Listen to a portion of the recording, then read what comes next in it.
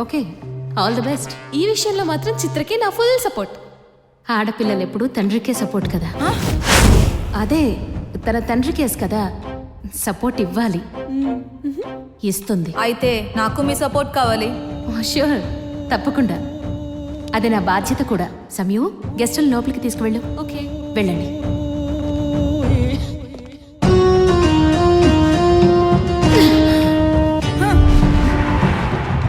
చూసారా మేడం, చిత్ర అనే ఒకటి వైజాగ్ నుంచి వచ్చి రవివర్మ కేసు అవుతుందని ఎప్పుడో చెప్పాను, వెయిట్ చేయమన్నారు. ఇప్పుడు చూడండి ఇంటి వరకు వచ్చింది. అప్పుడే దాన్ని ఏదో ఒకటి చేసుంటే ఇంత దూరం వచ్చేదే కాదు.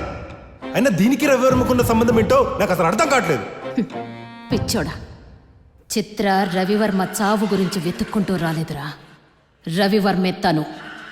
ఆ నడకలో, ఆ మాటలో అణువణువున నీకు రవివర్మ కనపడ్డలేదా?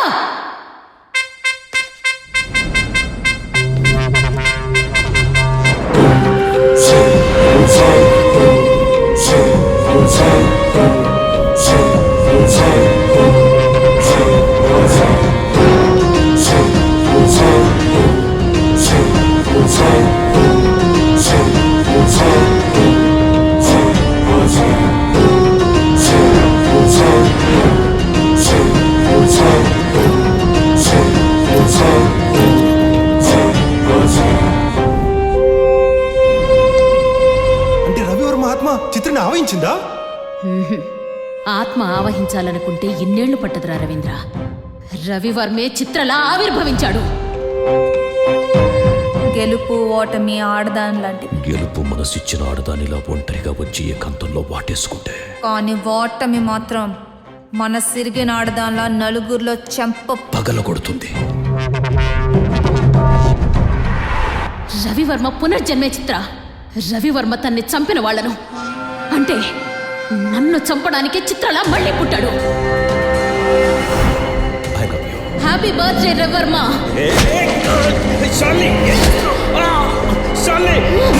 మరి ఇప్పుడు ఏం చేద్దాం మేడం? అర్థమైంది, మీ చేతుల్లో చావడానికి మళ్ళీ పుట్టాడనమాట.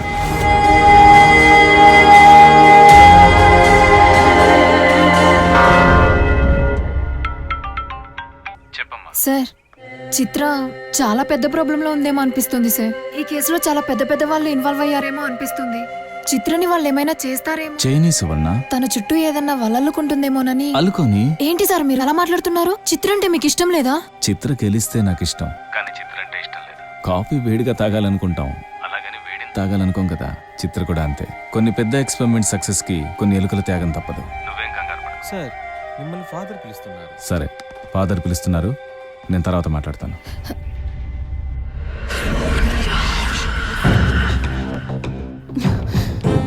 కమ్ చిత్ర, ఈరోజు ఆయన పుట్టినరోజు.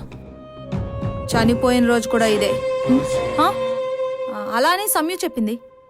ఏదో మాట్లాడాలన్నారు. కానీ ఇక్కడ కాదు, మిమ్మల్ని ఒక ఇంపార్టెంట్ ప్లేస్కి తీసుకెళ్తున్నాను. అక్కడ మాట్లాడుకుందాం. ఓకే, నేను వెళ్ళి సమయం. మనిద్దరమే. ఓ, అక్కడే ఫినిషింగ్ ఇస్తారనమాట. ఫినిష్ చెయ్యాలి. చిన్నప్పటి నుంచి చిత్ర మిగతా పిల్లల్లా ప్రవర్తించేది కాదు.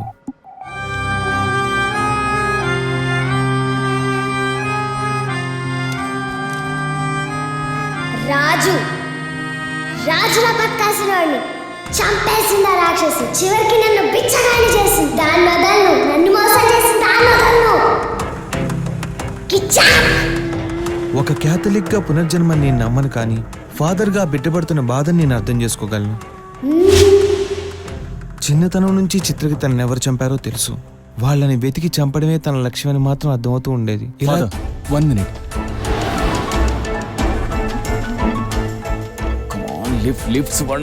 హలో చూడ, అర్జెంట్ గా వెళ్ళి చిత్ర నాపు. ఏమైంది సార్? చిత్ర నిజంగానే ప్రమాదంలో ఉందా? చిత్ర ప్రమాదంలో లేదు, చిత్రే ప్రమాదం. She a cold blooded woman. ఏంటి సార్ మీరు మాట్లాడేది? చిత్రకున్నది స్ప్లిట్ పర్సనాలిటీ కాదు, మరి చిత్ర ప్రవర్తనే అంత. చిత్ర ఎవరో కాదు, రవివర్మే. ఆ? తనే రవివర్మ అన్న విషయం చిత్రకు తెలుసు. తన చుట్టూ వల అల్లుకుంటుందని మనం అనుకున్నాం, కానీ తనే మన కాళ్ళకి ఆల్రెడీ ఉచ్చులేసి అమెరికాకు వచ్చింది. చిత్ర తన కళను ట్రేస్ చేస్తూ రాలేదు, తన టార్గెట్ ని చేసి చేస్తూ అమెరికాకు వచ్చింది. మనందరినీ ఫూల్స్ చేసి వాడుకుని తన పగ నెరవేర్చుకోబోతోంది. చిత్ర చేతిలో ఒక ప్రాణం పోబోతోంది సువర్ణ. వెంటనే వెళ్ళి ఆపు. Okay sir.